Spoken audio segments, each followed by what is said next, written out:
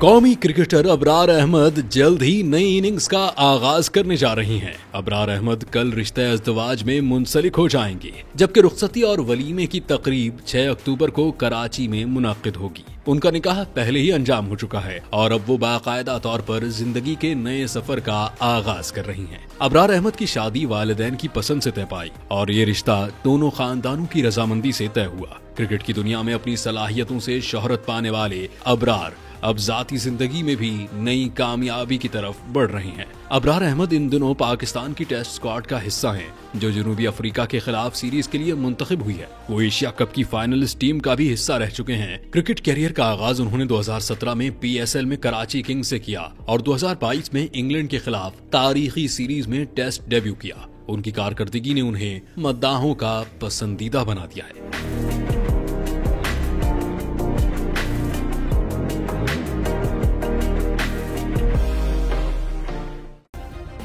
Subscribe करें और bell दबाएं ताकि कोई खबर रह न जाए।